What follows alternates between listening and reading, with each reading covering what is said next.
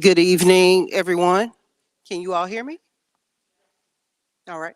Good evening. Welcome to the Carborough Century Center for our second installment of our lecture series featuring Mr. Kenny Mann. But before we get started, I just want to highlight some things that we have.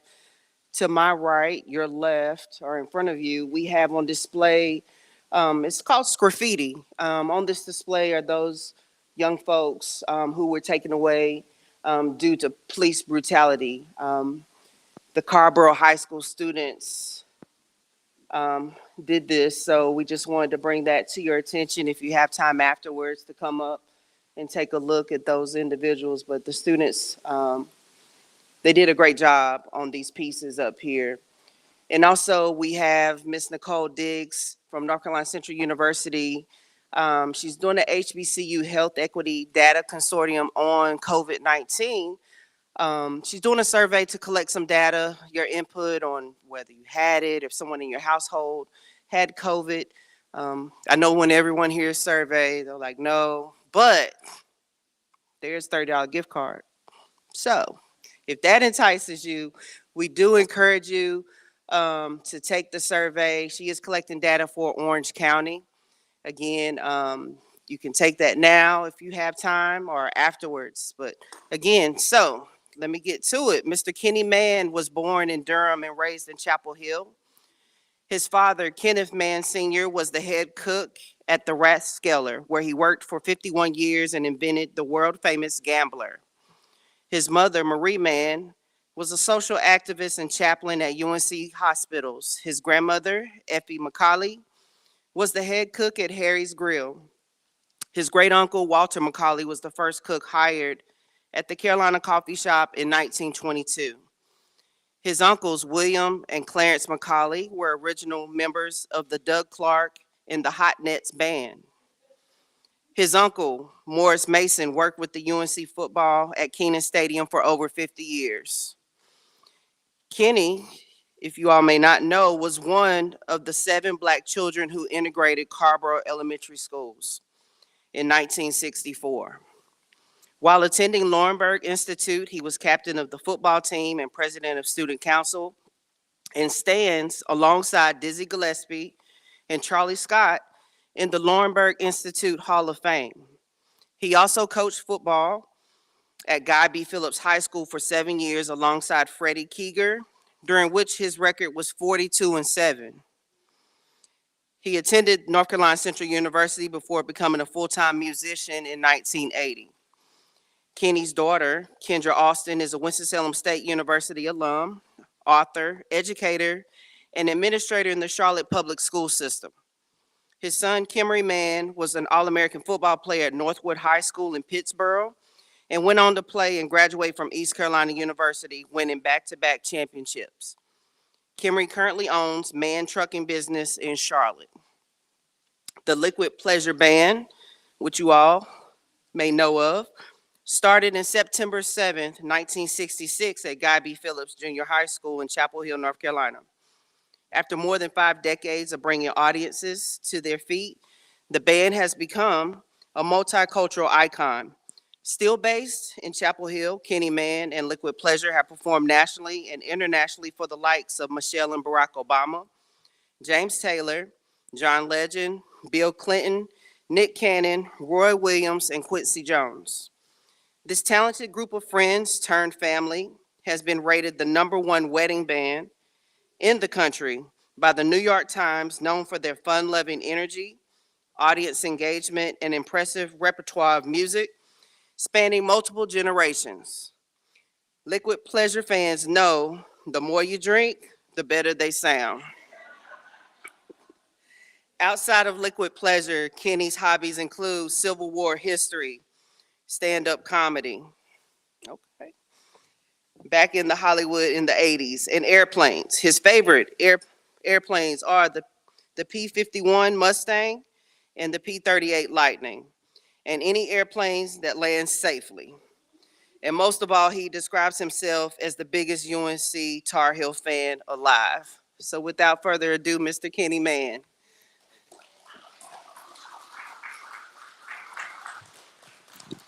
I'm about halfway through that. I was wondering who she was talking about. Could that be me? Good evening, everybody, and thank you. I see all of you got back from the Super Bowl all right, and thanks for coming straight from the airport to here. Speaking of Carver uh, Elementary School, I must say that um, it's amazing that I'm, 6 blocks from Carver Elementary School right now, and the same 3 or 4 guys that I met in '64 is sitting right here. uh, David Hackney and Jesse Bass Knight, and been lifelong friends of mine. And um, David and I hit it off right away because he was carrying the guitar and I was singing. So, in some kind of way, his son Cal and my son Kamori ended up at the same school and went to school together. Just too strange. But I want to ask you a question. I like for everyone that's ever owned a slave just to raise your hand. If you've ever owned a slave in your life, raise your hand. I didn't think so. Um, I'm not mad with anybody, but sometimes history has to be told. And we're going to talk a little history, but we're mostly going to talk positive things. I am a descendant of Matthew Mason, who was a slave on the Mason farm, which is, you recognize it today as the Finley Golf Course. This golf course, or this farm, fed the entire city of Chapel Hill back in the 1800s. There were 2 brothers, John Mason, he had his set of slaves, which I'm a descendant from that group, and his brother Jesse Mason, all on the same plantation. And coming up, my grandfather would say, people would ask me, well, which set of Masons are you? Who did who did you belong to? So Jesse and John. Also, many of us can trace our history to a real bad dude named Paul Cameron. Have y'all ever heard of Cameron Avenue here in Chapel Hill? Yeah. Paul Cameron was a bad dude. Paul Cameron had over 2,000 slaves. Paul Cameron owned slaves from North Carolina to Mississippi, Raleigh, Stagville in Durham. I'm sure you've heard of that. Paul Cameron was born in Stagville, in that house over there. He's officially born in Orange County because there was no Durham County until 1867 or 8, I believe. So the last shots of the Civil War, Paul Cameron, a lot of history. The last shots fired was down near Bobby's Chapel Church, right here in Orange County. And it's not in the history books. A lot of people think the Civil War ended in Appomattox, Virginia. It ended actually a week later here in Orange County. Paul Cameron was instrumental in the formation of this town. Another set of brothers was Matthew and William McCauley. Those 2 brothers donated all of the land to the University of North Carolina to get it started. Matthew, I guess you're going to figure out I'm keying to everybody in a few minutes. Matthew McCauley had my great-great-great-grandfather. They were people that helped build Old East, the first building on the University of North Carolina. Those 2 brothers gave 155 acres. One gave 155 acres. The other gave 75 acres, and formed the University of North Carolina. But I want to say, growing up here, I did not appreciate this town that we live in until I left here. I didn't even know there was trouble in the world until I left here because this was an island unto itself. Most of you grew up here. The things that we saw on TV, if my father had as tight as he was with a dollar, had to reach down and got the money for us to buy a television, I would have never seen what was going on in Alabama or Mississippi. This was a very unique community in that we all got along. If you heard about somebody having trouble, someone's house caught a fire, or somebody was sick, you get to their house, it'll be 10 or 15 other people over there trying to help out. That was the community that we lived in.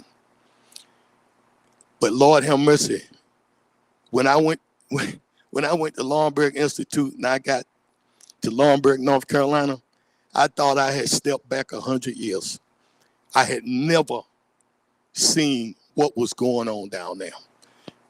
The trouble, everybody at everybody's throat. Then when I went to college down in the Charlotte area, things that we had worked out 20 years ago, they were still throwing rocks at each other, fighting in school, doing all this, and it just overwhelmed me with sadness to see people that weren't lucky enough to grow up in Chapel Hill, North Carolina. And I'm including Carrboro because we all know Chapel Hill, Carrboro. All of us just loved each other. And we talked about food. We talked about the Tar Heels. And we talked about the Tar Heels some more. We talked about Dean Smith. We got excited about going to the high school football games. We got excited about going to the talent show that David and Robert Humphrey would have every other weekend at Carberry Elementary School out there. We got excited about those things. And I'm just proud to say that I'm a Chapel Hillian. I had houses in California, Dominican Republic. It always seemed like I would end up right back here in Chapel Hill, North Carolina. I would see Chapel Hill High students at Lincoln High School football games. I would see Lincoln High School students at Chapel Hill High football games. And boy, when we joined together in 1966, we had one heck of a football team when we all got together. Ladies and gentlemen, I can never live another place than right here. All my friends are here. Many of you sitting in here tonight. I want to say we're hearing too much bad stuff on TV. We even got preachers fighting each other now. When I was growing up, I don't know if you agree with this or not, but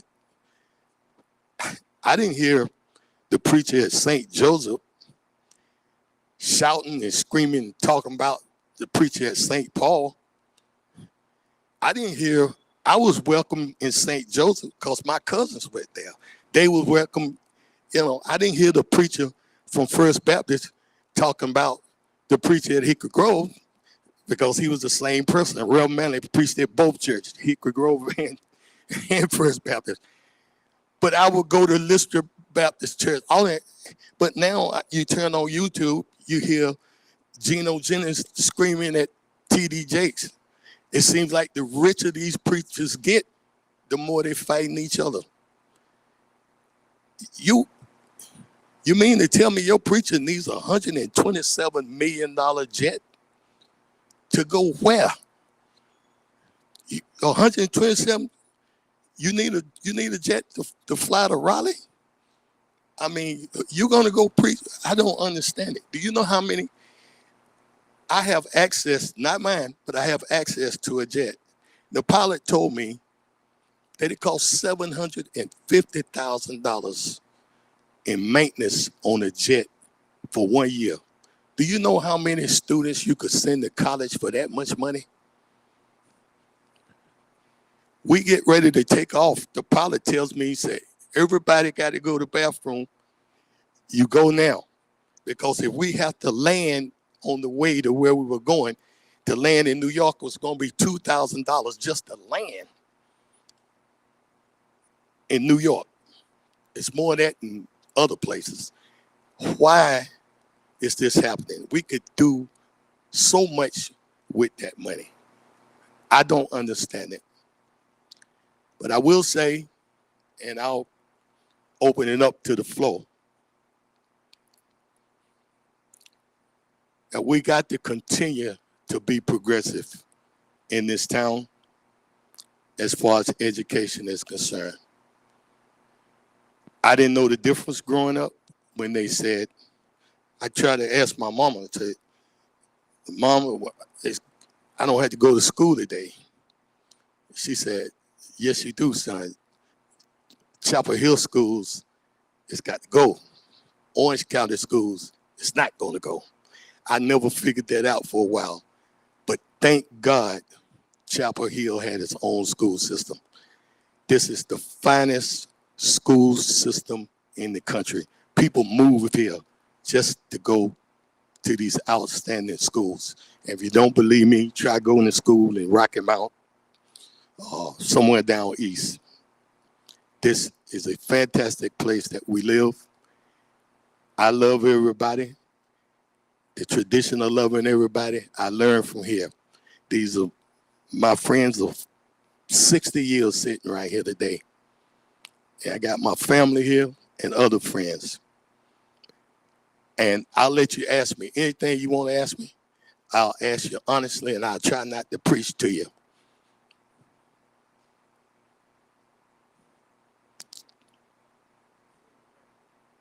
Yeah,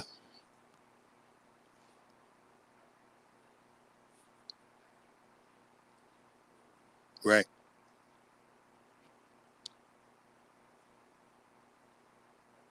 right,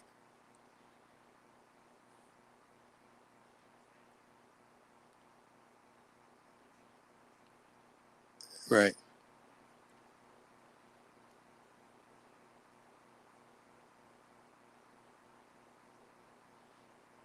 right.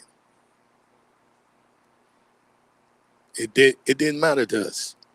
But boy, when we went to play Roxborough football, man.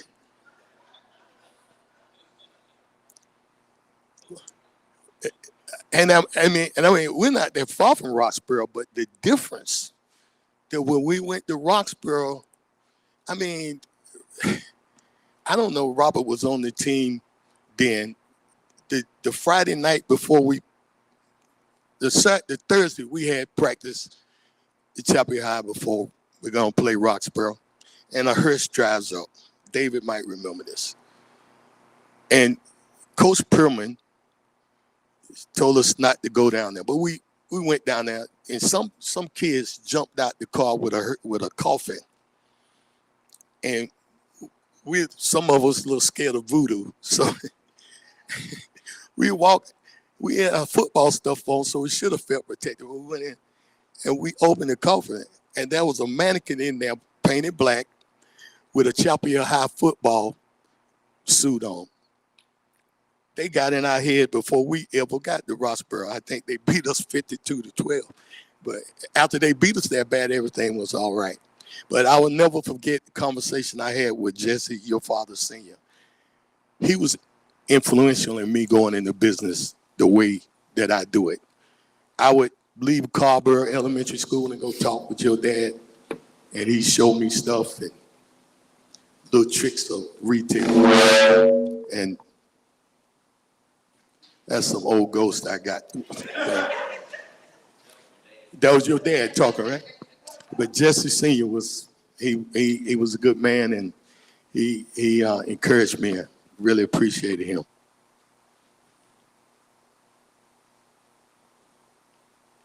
I got an extra battery if you need it.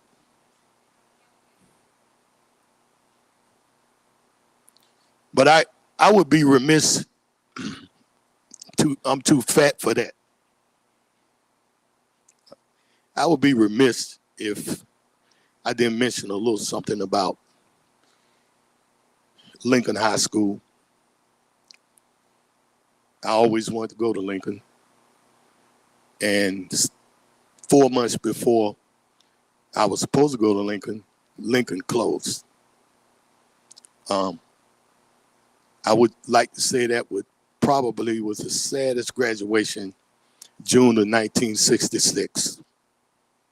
There was a song out then that came out that week by David Ruffin's brother. David Ruffin's brother had a song out, What Becomes of the Brokenhearted. Every time I hear that song, it takes me back to that moment when I found out I was not going to go to Lincoln High School. I don't know of any other school that had an impact on the community that was only open 16 years. It was open in 1950 and closed in 1966. Some of the best, smartest disciplinarians. You didn't get in no trouble at Lincoln High School. Mr. McDougal, and I had the advantage or the curse, depending on how you look at it. The principal, Mr. Peace from Northside, lived behind us on Sunset Drive. And the principal of the high school, Mr. McDougal, lived right across the street from us. Somehow I managed to get in trouble all the time. But as soon as I got home, there was somebody waiting for me because that's what we had back then. And now I woke up this morning and somebody said that, I hope I'm wrong about this. Somebody said the kids in Durham hadn't gone to school because nobody would drive a school bus or something. It seems like you would work that out before the school started, whatever the problem was or is, that you got Durham kids hanging around all the time in Durham. That's going to be some trouble with that if they don't get that straight. And it's going to be some trouble, and I hope they do. I pray for Durham because L.A. is in Durham now. The Crips, the Bloods, the Pyrus, the Rolling 60s, all of the California gangs is over there now. So, another thing, and I know y'all got to go home and cook, but another thing, we were so lucky to have Charles Blackwood as our sheriff here in Orange County. This man, he hires very professional, intelligent, courteous police officers. You never hear anything about them. They eat with us, and that's the way it used to be. When I was growing up, I'd see a police car in front of my grandmother's house. They weren't there to arrest anybody. They was there because they knew my grandmother cooked that meatloaf that day. They knew she was going to cook fish on Friday, and she's going to cook a big bowl of pinto beans on Saturday with a big piece of cornbread. These guys would stop by, and, it'd be 4 officers in there eating. That's the Chapel Hill and Carrboro that I knew. My friend Larry, it was one of the great drummers here in town. Larry's deceased now, but he was the first black officer in Carrboro Hill. Larry used to play in my band. Fantastic drummer, and a pretty darn good quarterback too. That's the Chapel Hill I grew up with. I can give you some highlights real quick. I'll let you ask some more questions. 1942 on 086, one of the happiest days for the country people was the Pepsi truck turned over and everybody had free Pepsis for the summer. 1976, one of the most fun nights I ever had was the James Brown bus broke down in Hillsboro, and they came to stay at Mason Motel. We we took pie pens and everything, tried to wake up the neighborhood. We had the James Brown Band at Hargrave Center playing over there with no James Brown, but just Maceo and Fred Wesley and all those cats. That was the happiest night for me. But I like Pepsi too now. But but that James Brown band standing in Chapel Hill for 2 days was really exciting time. Got a lot of famous people here. My friend Bubba Norwood played with Ike and Tina Turner for 25 years. Bubba, Liquid Pleasure, didn't have a drum set. But one day we went to the Carborough post office, and that was a big box. And all of a sudden, we could put those tin cans up. We could give those paint cans back to Mr. Joe Fountain, because that's what our drum set was, paint cans. But Hugh Hunter could play them paint cans. Thompson could play them. But we had a drum set all of a sudden. Doug Clark was my inspiration. He's what I used against my mom and daddy. They would say, well, you need to go down to university and get a job and have something to go. You know, you ain't gonna be able to make it in just music. I said, Mama, Doug Clark house is bigger than yours. Then after I recovered, I got up off the ground.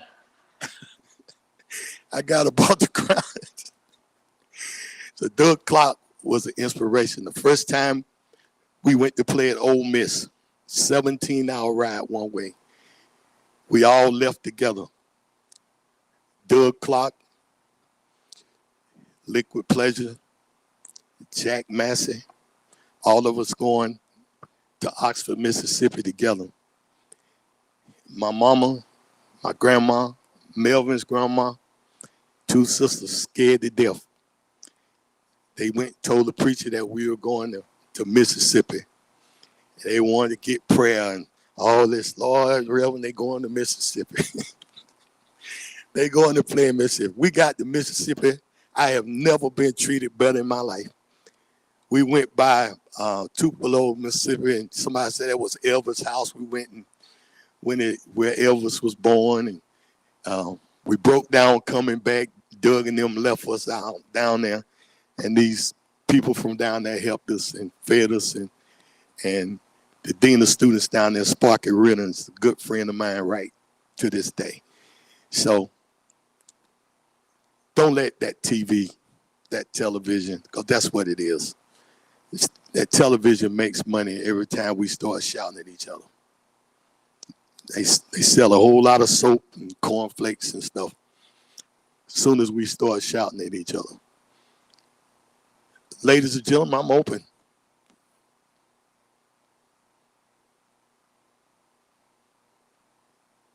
Excuse me? How we got started? Well, Doug got tired of us hanging around. True story, I can't make it up. We would go to Doug's house every day. You know, I like this the sizzle, what they call sizzling, all the shiny suits and all the gleam. Melvin, like my cousin Melvin, and we lost him 3 years ago to COVID. But Melvin liked that technical stuff. He liked messing with buttons. I can't even hardly work my phone now. I don't care nothing about gadgets. Melvin would, when they'd have a concert at UNC, Melvin would go down there as soon as the trucks got in. The trucks got in at 7 a.m. He'd see them unload. He was into that. So he and Doug would talk about technical stuff.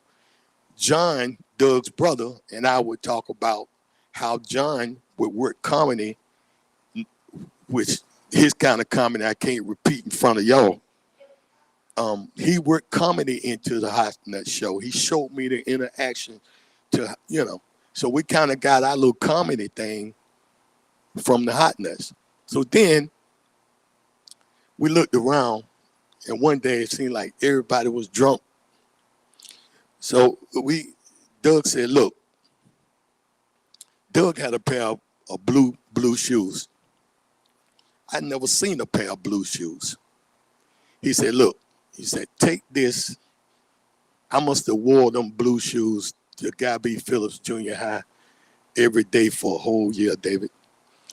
Those blue shoes, they gave us some equipment that was kind of torn up, but it worked. He said, look, we down here cussing, we drinking, and we chasing women.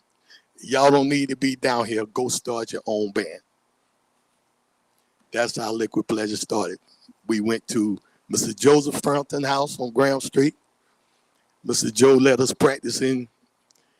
He was one of the few people who had a garage. You know, Mr. Joe had a garage. We practiced in that garage.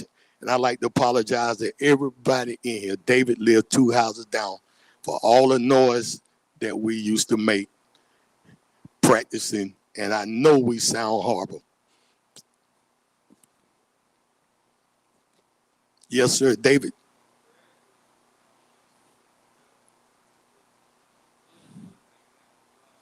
Right. Down at Kent Carver's and practicing down there. Kent. At that time, we were getting it started down at Kent's place, and of course Ed Weaver, he was a guitar player that I aspired to be like.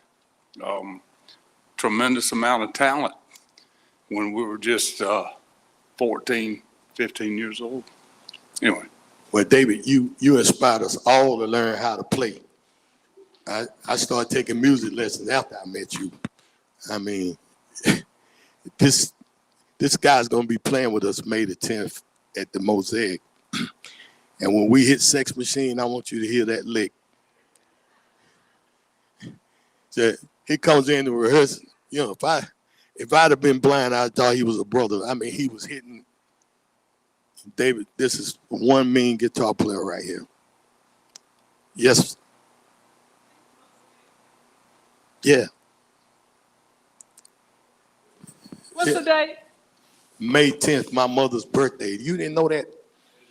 I didn't know you were going to be at the Mosaic. Yeah. I didn't know that.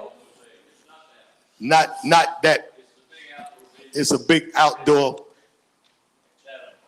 It's in Chatham Park. Yeah, they got something that needs to be up here. I'm jealous of that facility down there. They got a state-of-the-art earth, wind, and fire level facility in Chatham.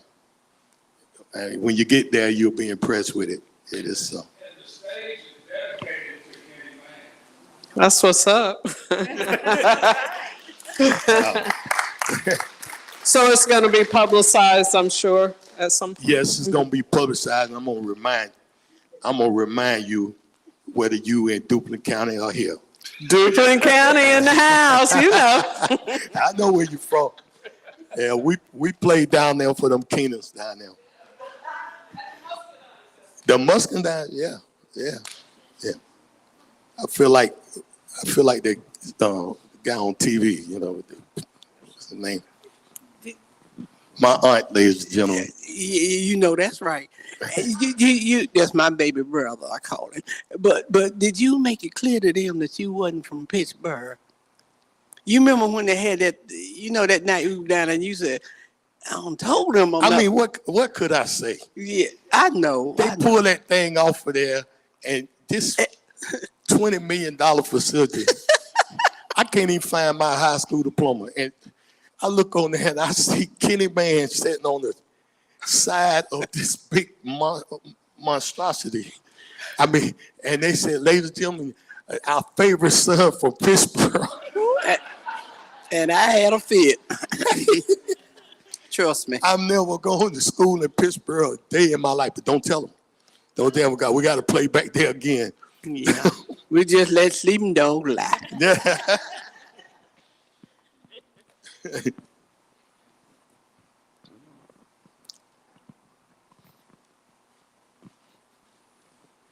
That's my hero right there. Oh, that's nice of Them you to Gaddis, say. but with that bookmobile, man. Oh, but my question is, It seems to me when you talked earlier, you talked about when you uh, met the guys and you all formed a band. Well, when did you all decide to include the ladies? Because we've seen venues where you introduce the ladies as part of your repertoire. Well, I knew somebody was going to ask me a political question there. Here. Let me tell you something. How can I put this?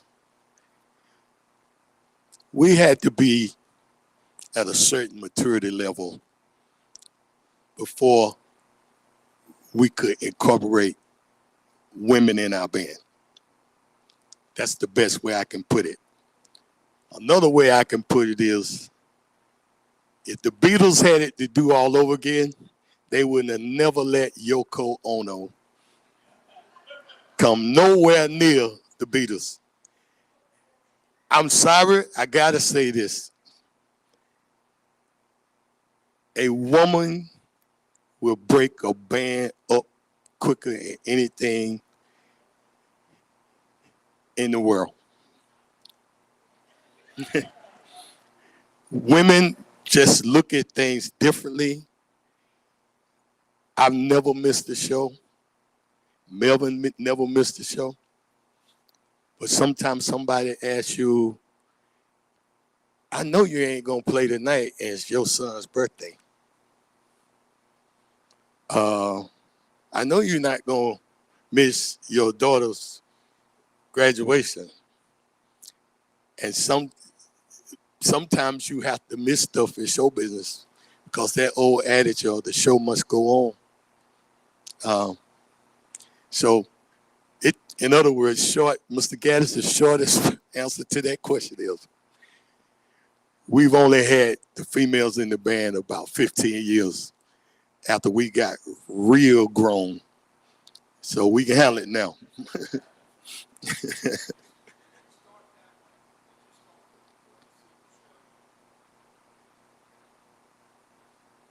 When you went to Kentucky with us, that was one of the first times we used the girls, and we said, well, we can't sing Aretha Franklin. We can't sing Rescue Me. All these high pitched songs. So they came in, and now it's kind of fun now. But at the end of the show, I get in my car and I go home. That's what I do. Good question. I got to answer that next week. You gave me a chance to practice on it, sir. How did Liquid Pleasure, the name of the band, come about? The name of the band. The band was an amalgamation of different names. We started out as the Dash of Black. Then we played with Walt Marr. Some of you went to school with Walt. Walt Marr and the Jets. And Jack Massey started something. David and I were in a group that was really, really good, really, really talented, called the Soul Dynamics and the One-Eyed Jack Band. Our claim to fame is we did 2 shows before we realized we didn't know how to spell dynamic. My cousin Daryl Mason, was in the band. His brother was a PhD candidate, Douglas Mason. He came by where we was practicing and saw the little sign, and we had spelled dynamics, D-Y-N-I-M-I-T. He said, we thought he was messing with us. He said, hey, man, we know, you know that's not how you spell dynamics, right? I said, what? You know, then he showed us how to spell dynamics. So then we Soul Dynamics, which was a singing group. Kenny Mann, Daryl Mason's cousins, Earl Bonham and Hugh Hunter. Best singing group I ever been in. And the One-Eyed Jack Band. David was in that. Ken Holland, Mike Ray, keyboards. And we got some traction. We were starting to get people that want. So then David wanted to do his own music. Melvin wanted to learn how to work on cars, so I went to prep school, so we kind of separated. So when we came back, we were still using Soul Dynamics, but my mother or my father would take us to the gigs because we didn't have driver's license. So we ride up and go to these. My mom, we go to a show. My mom would stop at every fish house. She would stop at every. Oh, I know y'all gotta play at 9, but I wanna see what this fish tastes like here. And so we get to Radford, Virginia, Charlottesville, Virginia, and you know, we be 2 hours late. So we got a very bad reputation for being late. I met a guy from New Jersey at prep school named Mickey Gamble, who actually lives in Durham now. Mickey said, well, after going through 1,000 names, he said, why don't we just name it Liquid Pleasure? I said, what is that? He said, it's a nightclub in Brooklyn called Liquid Pleasure. And I said, okay, let's go with that. So ever since 1972, we've been Liquid Pleasure because we had to start over, man. My daddy, he was worse than my mom.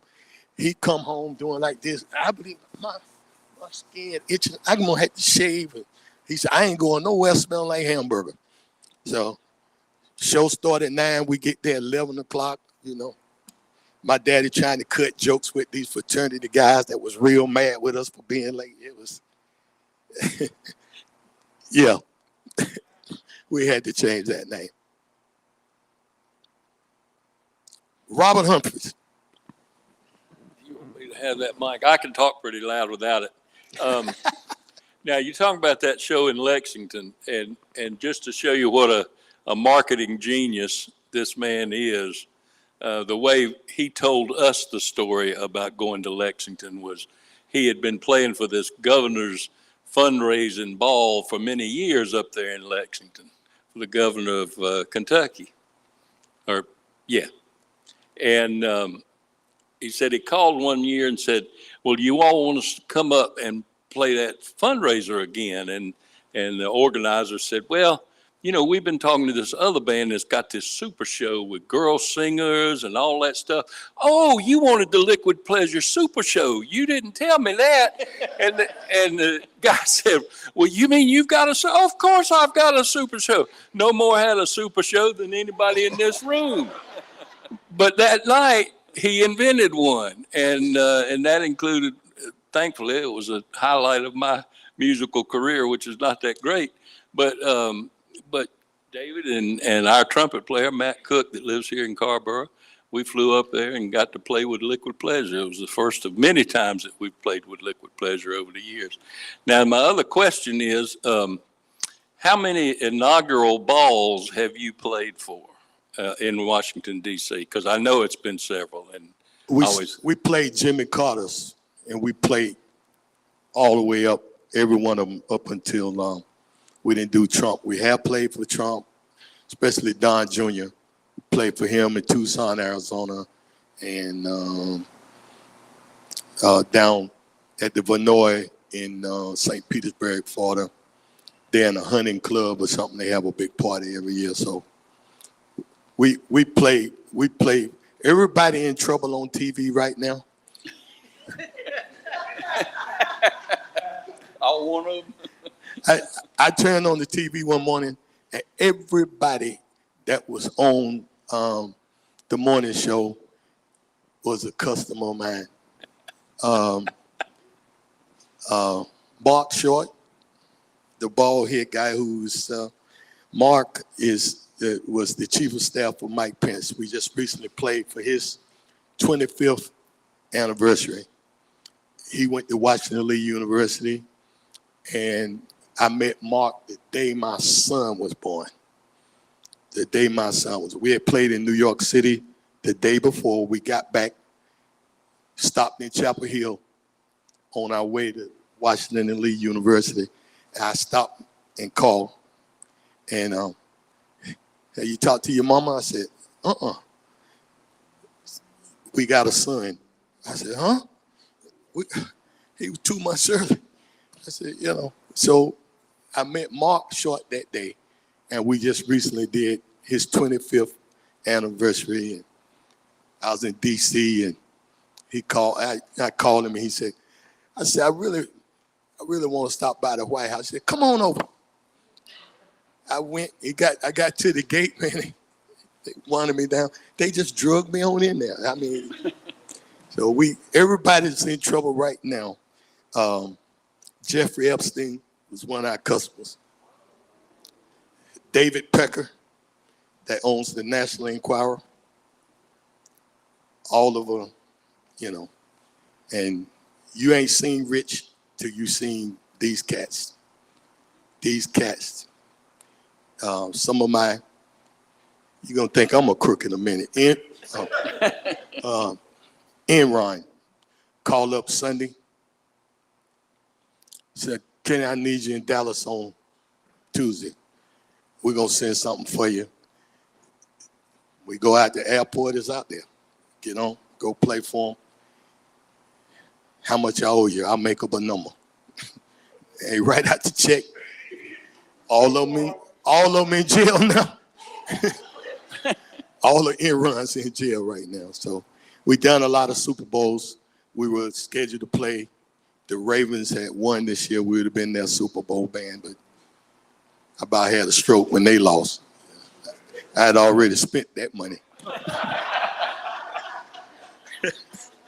So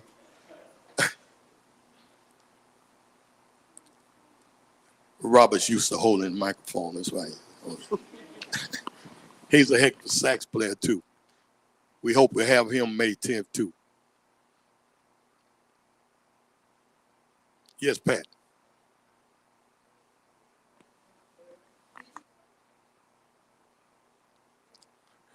I left after the riot. I left after the race riot in Chapel High, 1970. The riot was February of 1970. I enrolled in Laurinburg September of 70, which was my 11th grade year. So Kenny Edmonds went in 10th grade. He left Phillips and went in 10th grade. Kenny Williams, we call ourselves the KKK. Kenny Mann, Kenny Edmonds, and Kenny Williams, all three of us went to the Laurinburg Institute, which had gotten famous because of one thing Dean Smith said one night on his radio show. Dean Smith said that Charlie Scott had the highest grade point average on UNC basketball team. And up until that moment, I didn't give a cuss about school. All of a sudden, I started opening them books and walking with everybody started studying. And we got to Laurinburg where a class would only be 8 people. And you couldn't mess around at Laurinburg Institute, man. Mr. McDuffie was.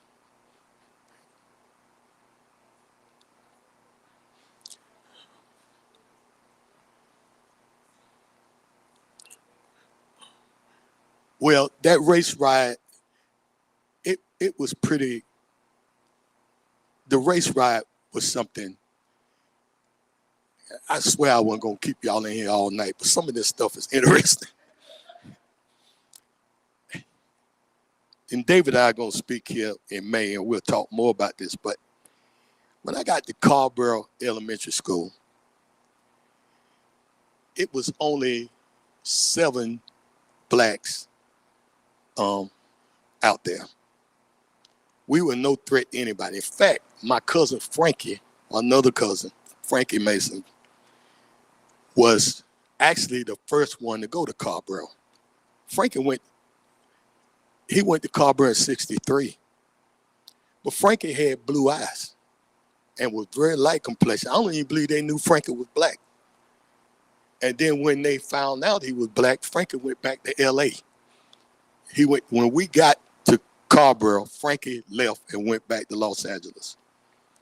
All right. So I go to Carrboro, 5th and 6th grade. We were all friends. But let me tell you something.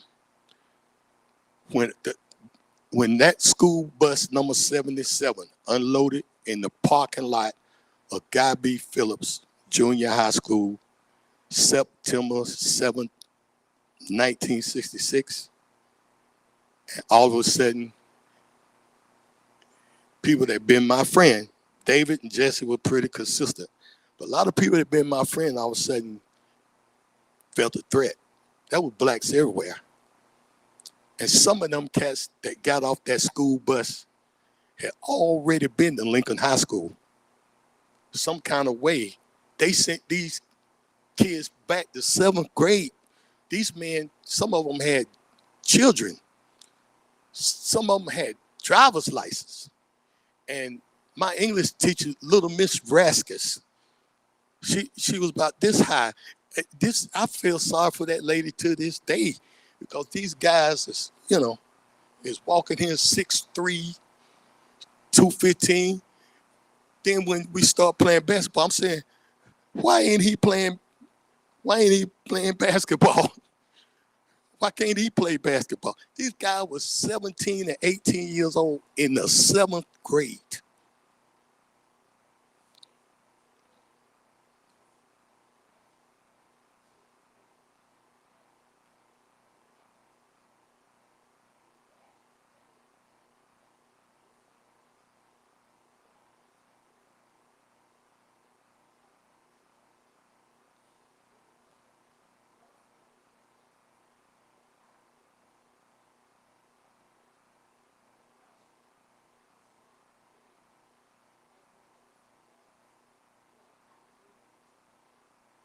It was music, Pat.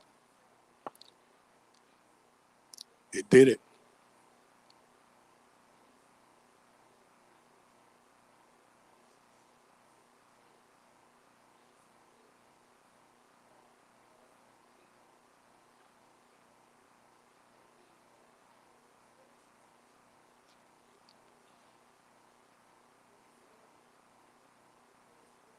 Yeah. No.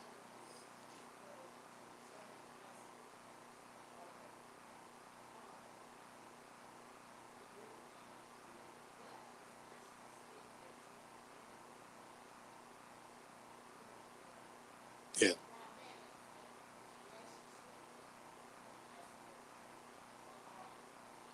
But who can afford to stay here? Think about it. Think about what it costs to stay in Chapel Hill. And I think it's by design.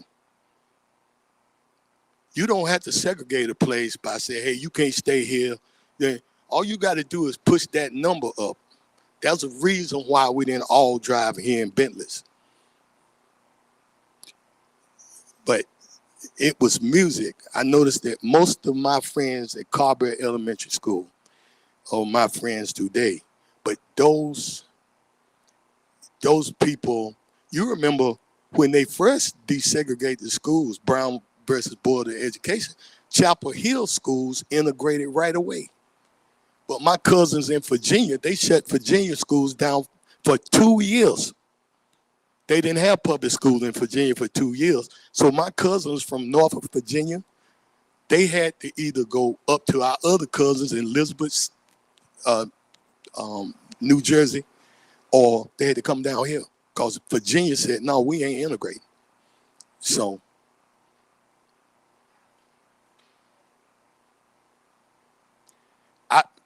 and my parents welcomed David Hackney in my home. But if David looked right on my house, that were people with our houses. If he looked left, that was the people with a well. In the black community, wherever the pavement stopped, that's where the black people live. I believe to this day that everybody on Mitchell Lane got cancer from one thing. That black tar they used to put on where the black community started, they wouldn't pave it. So they put that black tar down there. that black oil or whatever it was to keep the dust down in the summertime. And that went all around. Yeah, yeah. The poor people.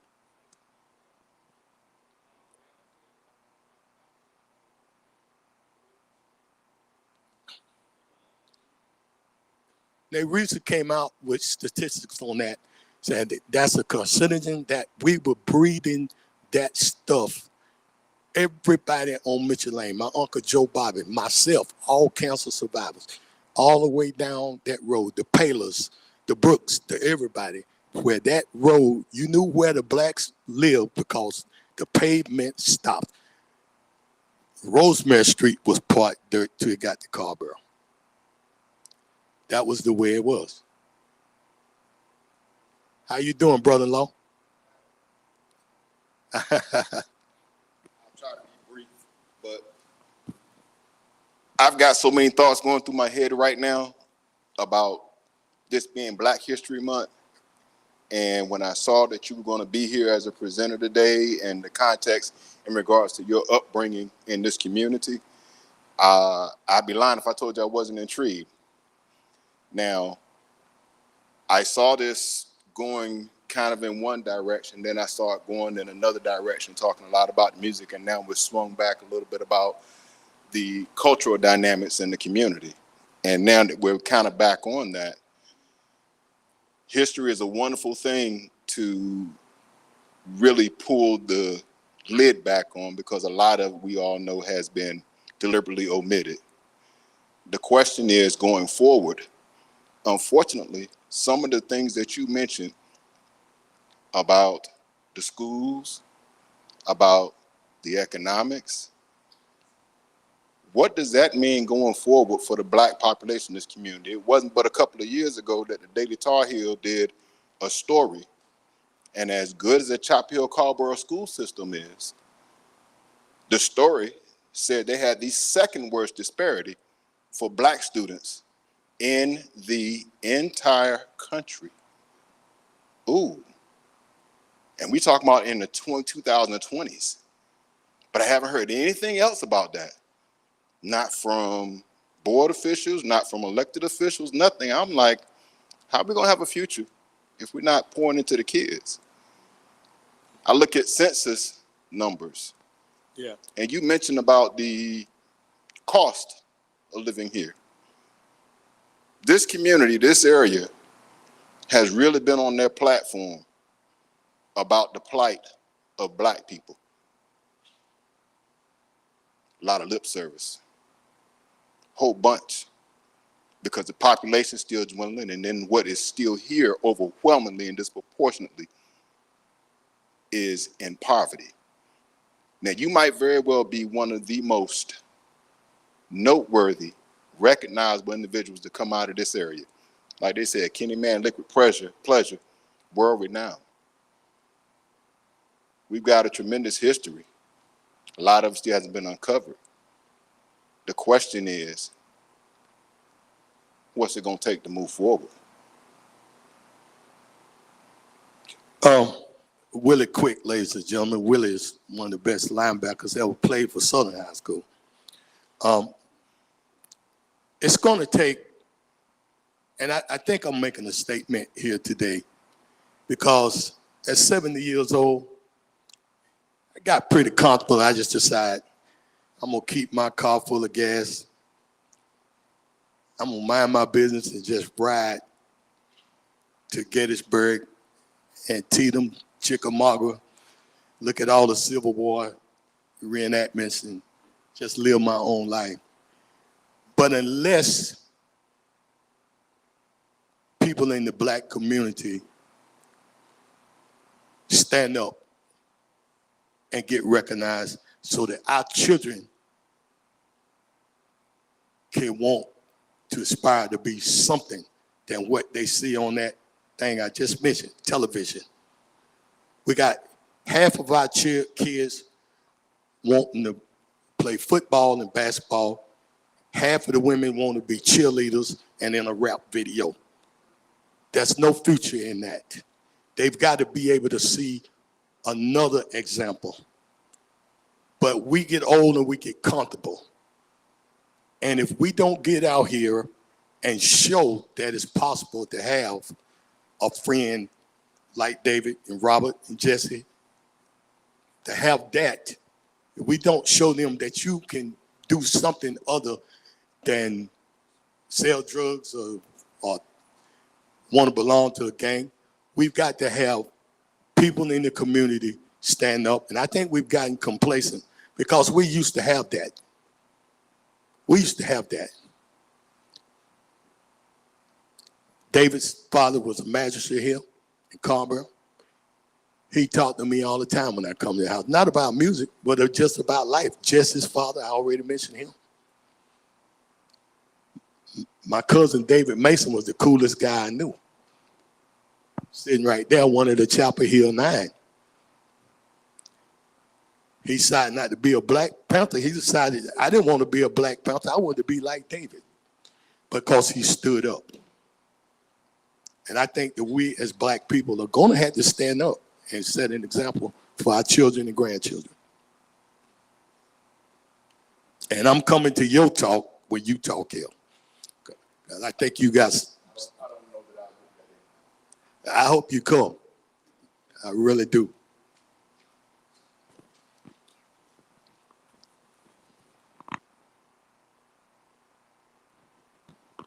We have any more questions for Mr. Mann? I think they sleep now.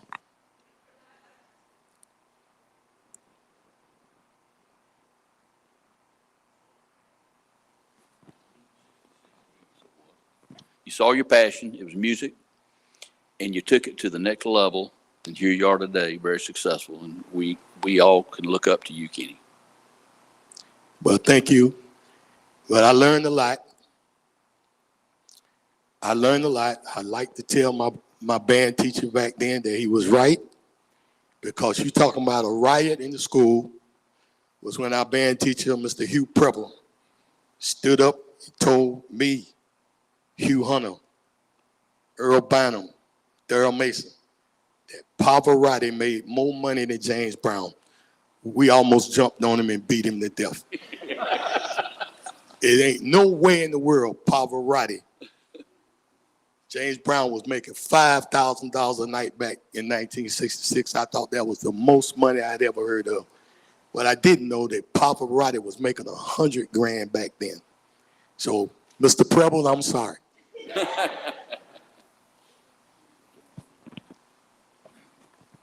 Mentions about the difference, mentions somewhat about the difference in now and then when we were kids.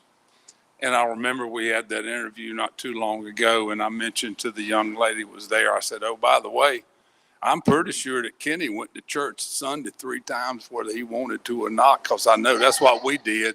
And my mama was bereaved man, buddy. I mean, we went to Sunday school, then to church, then the youth in the evening, and that was 3 things you was going to do on Sunday, period. So there's a difference right there in today.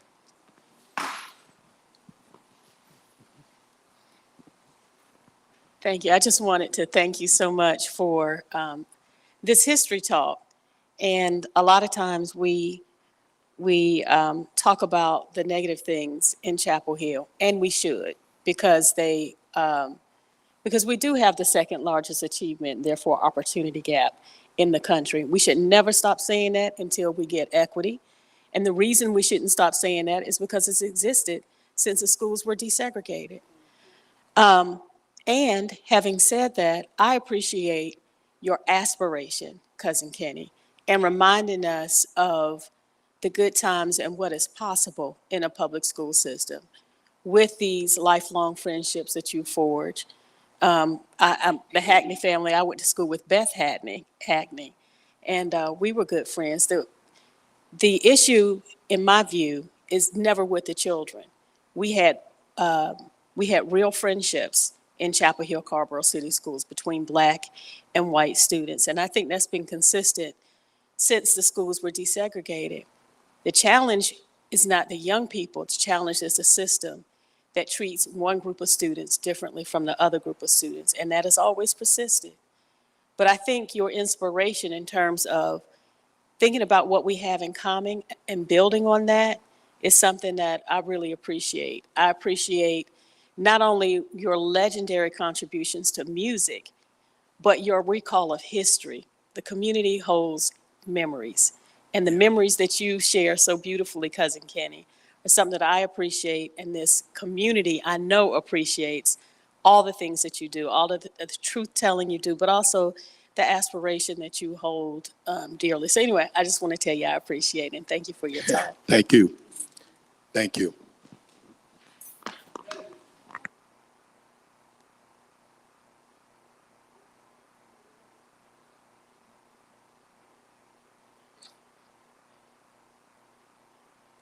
Well, Braxton he ain't gonna brag on himself, but Braxton was the best center that ever played football around here. I don't know what it was about them for she boys that could play center. Braxton and Charlie Warren, and I mean, it starts at center, and all of those games Lincoln won, it started right there. How you in it must have took something mighty pretty to get you to go way down to Duplin County. You must have found a woman. You must have found a woman. You got some free pickles and something else. And Mount Olive pickles or something. Yeah. I want to share this fact with y'all too, man. I could talk all night, and I'm not, but I don't think a lot of y'all know. Y'all know where the university power plant is? They did not integrate the dressing rooms at the university power plant until 1975. Black guys dressed on one side, white guys dressed on the other. Two guys, both sons playing for Chapel Hill High School. He's out in the car waiting. He waiting for the black guy to come out of the black dressing room. Young man, a man from Tennessee, not the friendliest place in the world, came in here, took over the university power plant, and said, that's the end of that. Said, we're going to all dress together. But 1975 wasn't that long ago. So we still got stuff to do. We still got stuff to work on. But I wouldn't live anywhere else than here because we got a chance here because we got a level of goodness. We got a level of goodness. Some people want trouble. I can take you to some cities. They want trouble. They don't want to get along because it don't benefit them. You know, the guy come busting out to my car and, hey, he said, I don't want your son messing around with my daughter. I said, I don't want your daughter messing around with my son. I stood up to him. I said, look, this ain't got nothing to do about rights. This is regular 7th grade stuff. She just happened to be this color and he's happened that color. 2 months later, he had a black girlfriend. So I mean, we just look for disagreements, and it doesn't have to be. Doesn't happen to be. And I think Carrboro, because we must admit it was rough out here in Carrboro. It was rough, but Carrboro has progressed, and it's still progressing. Braxton was on the city council. So what can you say about it?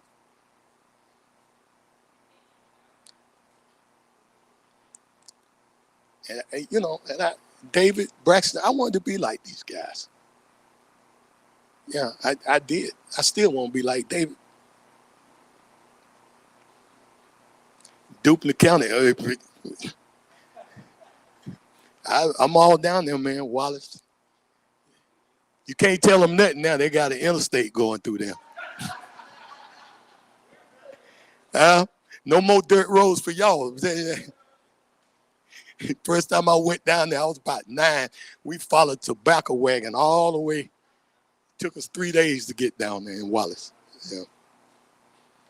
But I guess I don't know. I can do it till in the morning if you want, but Any more questions for Mr. Kenny Mann?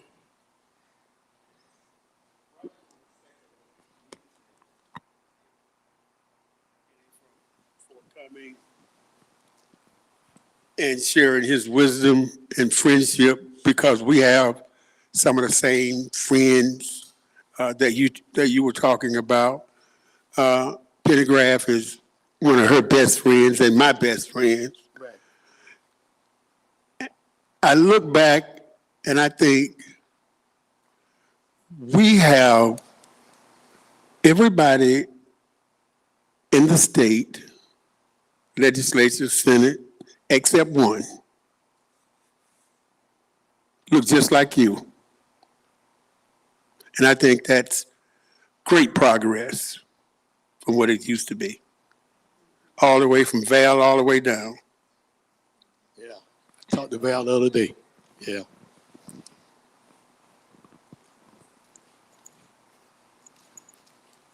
But bring me some of that barbecue back up here when you.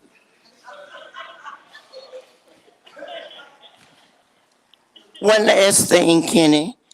I just want to say that I've enjoyed you tonight, Thank and you. I'm sure that your parents, Marie and Kenneth, will be so proud of you for all the accomplishments that you have made thus far.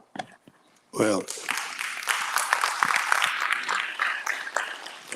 many times I heard your name floating through my house, Miss Dolores Clark.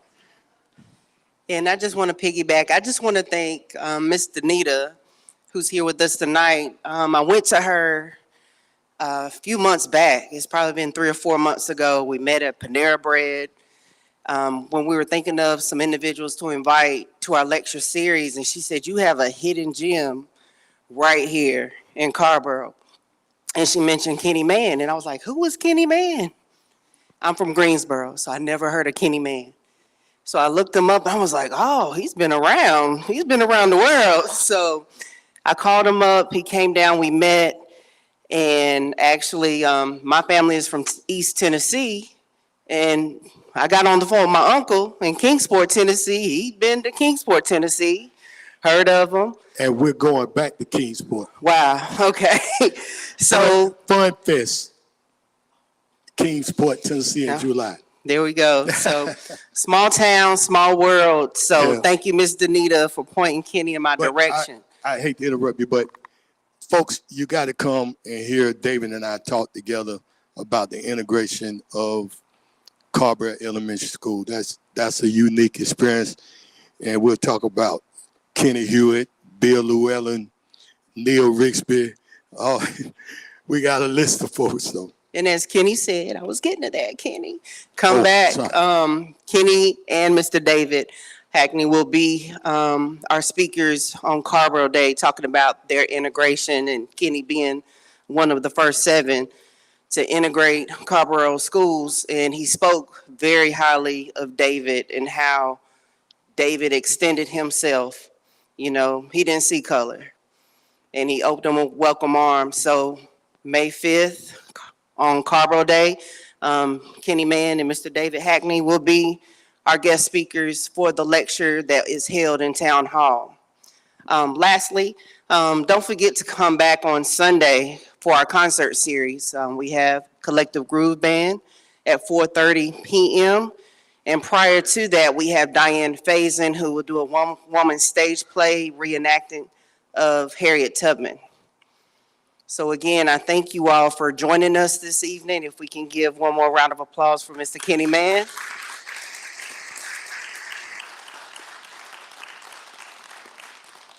Thank you. You all have a safe and blessed night.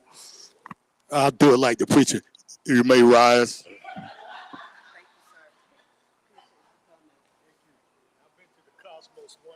Oh man, my dad was talking about that.